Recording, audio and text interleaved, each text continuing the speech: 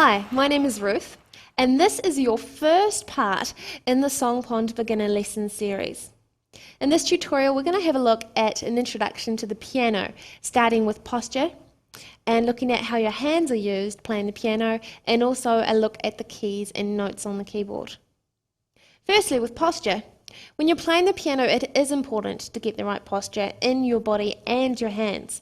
This is so you can avoid any injury from repetitive strain on your joints.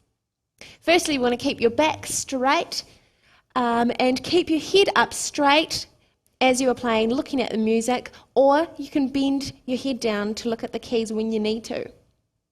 This can be hard because you do feel like you want to look at your keys, like your hands on the keyboard all the time. But this is going to, from continually having your head down, this is going to give you a bit of a sore neck. So as you begin to play the piano and become more aware of what you're playing, soon you'll be able to play keys without having to look down so much, and then you're going to have a healthier neck because of it. Also, we want to keep our shoulders and arms loose and relaxed. Obviously, we're going to have our hands on the keyboard, so they're going to be a little bit upright, but the thing is you don't want to be hunched over or tense at all in your shoulders or arms, so you want to be relaxed. Also, we want to keep our arms parallel with the keyboard. So if you think of the line of the keyboard as horizontal, you want your arms to be reasonably horizontal as well. Also, we want your thighs to have that same horizontal line with the floor, so they should be parallel. And your feet forward, you want one foot, your left foot, slightly forward than your right foot, a little bit closer to the pedals.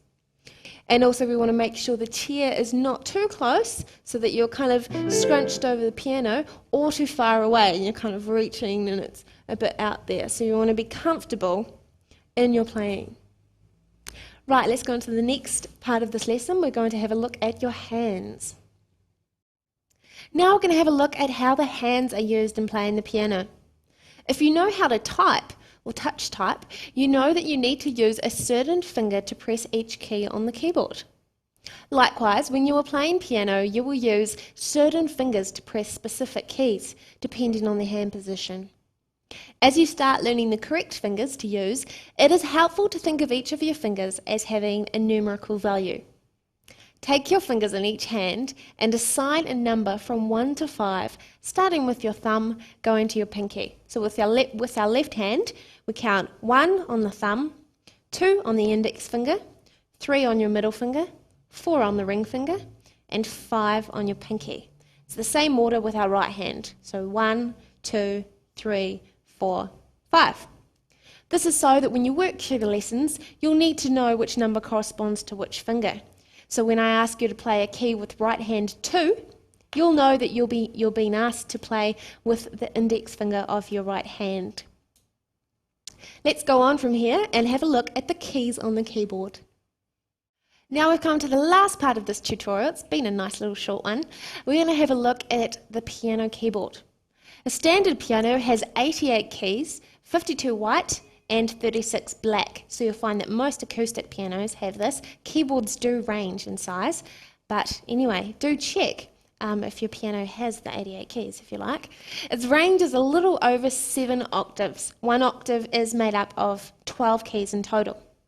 1, 2, 3, 4, 5, 6, 7, 8, 9, 10, 11, 12.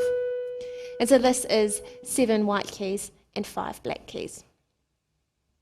You will notice that the black keys on a piano are grouped into sets of 2 or 3. So we've got a 2 here, a 2 down here. There's quite a few 2s on the keyboard, and there's a group of 3 as well. An easy way to remember which key is C on the piano is to remember that the white key immediately before any group of 2 black keys is a C. So let's do this together. Let's find a group of 2 black keys on the keyboard. I'm going to choose these 2 up here. There's 2 bunches together, so there's our 2s and our 3s. So if you find a bunch of 2, and then find the key that is directly down from this group that is white. So our white key is that one there, because it's to the left of the group of 2 black keys. That is a C. And if we do that at any point on the keyboard, that will also be a C as well. The most important C on the piano keyboard is in the center, and it is called middle C. So we kind of look directly in the middle of the piano. There's a group of 2 black keys and a white key right next to it on the left. That is our middle C. This middle C establishes the basic pitch and is the key from which all the other keys are referenced. So it's a really good key to know off by heart and be able to look at a piano straight away and go, that's middle C. Okay, so practice that. To the left of middle C, you'll notice that the keys gradually become lower. So to the left of middle C, it gets lower and lower and lower.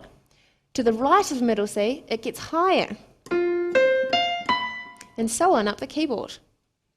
Right now we're going to have a go at playing some keys on the piano. So if you want to try the following with me, and we'll get to know the keys on the piano a little bit. First, let's play some white keys and then some black keys. And then play some black keys. Do you notice any tonal difference in the sound? So when I say tone, I'm talking about the quality of the sound. Does the sound different to you? Let's play the lowest note on the keyboard. And then play middle C. Then the highest note. Do you think that many songs use a piano's full range? Now we're going to play a group of consecutive keys. These are keys that go one right after another, including the black keys. So I'm going to start on middle C, and then play the next consecutive key, and the next, and the next.